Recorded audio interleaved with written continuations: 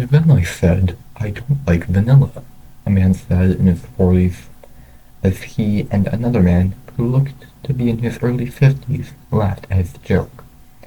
Man, how do you come up with such jokes? The man in his 50s said. Simple. Throw stuff till it sticks and try it again. The man in his 40s responded, as he went and got 2 cans of Coke for both of them. Oh, he's got the ball, the man in his 50s said, as the man in his 40s took a seat on the couch. Come on, come on! Touchdown! The 2 men shouted so loudly you could hear it from across the town and beyond. Another one for the Jets, the 2 men said as they took a sip from their cokes.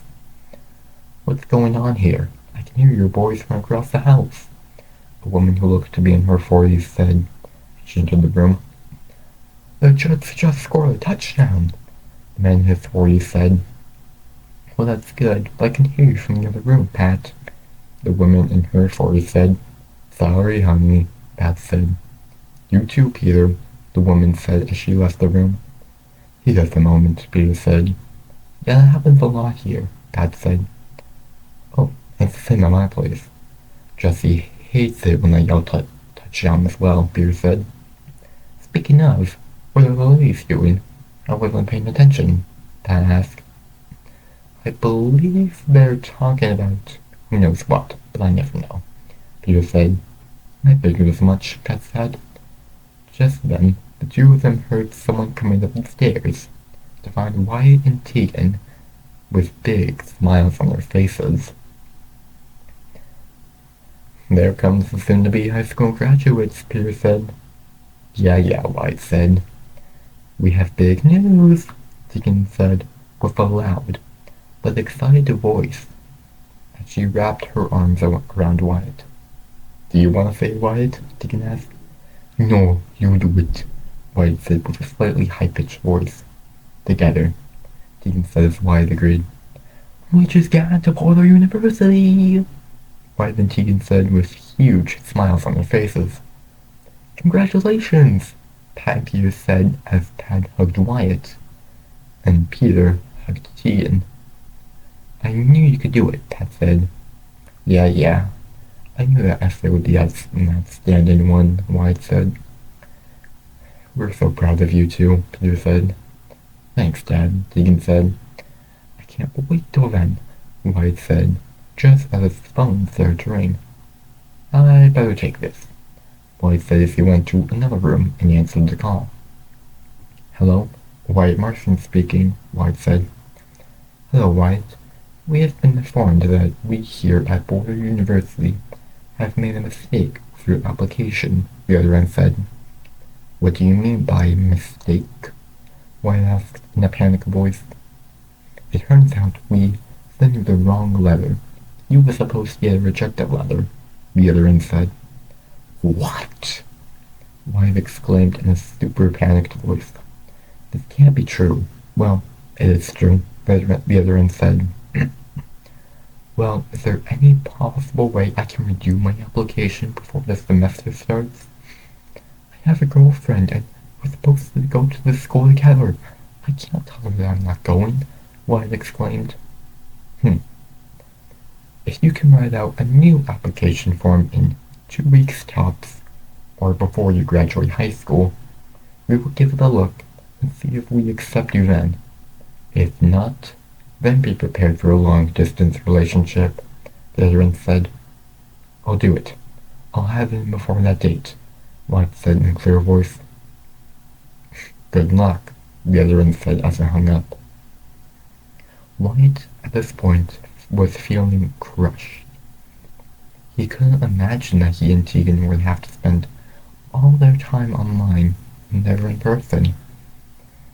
He knew he could never handle a long-distance relationship and college at the same time. Plus, even if he could, Tegan would have tons of work to do, and they would never be able to spend any time with each other. He could see it unfolding in his mind. Her leaving, hours on calls, not having enough to talk, and finally, he heard these words, loud and clear. I'm breaking up with you. just couldn't handle it. But he had gotten a second chance.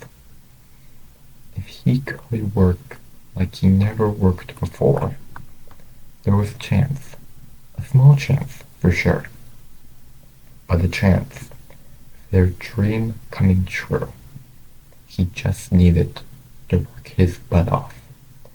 Wyatt then headed back into the family room to see that Tegan, Pat, and Peter were staring out of the window, clearly looking at something, but Wyatt wasn't sure what it was. What are you all staring at? Wyatt asked. Look at this, Tegan said as she pulled Wyatt to the window, and he saw it too. There it was, in full glory. A new restaurant had just opened up near the end of the street that looked much, much better than either the Backway station or Late Day Off combined.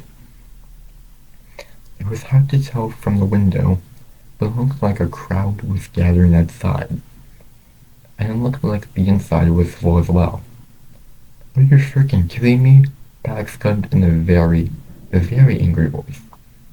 Wow, 3 sandwich shops next to each other, Deacon said.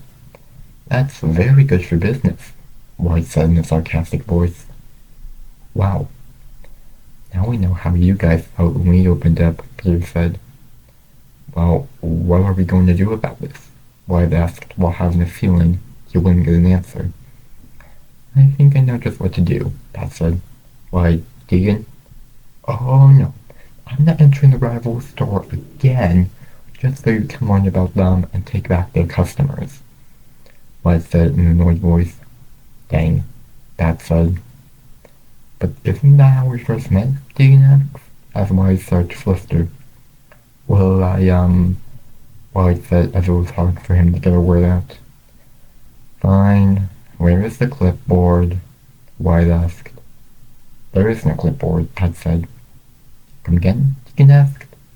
This time, I think I have a better idea, Pat said. And what is this idea, Peter said. We might need the girl for this one, but here's the plan, Pat said as he explained his plan to the 3 of them.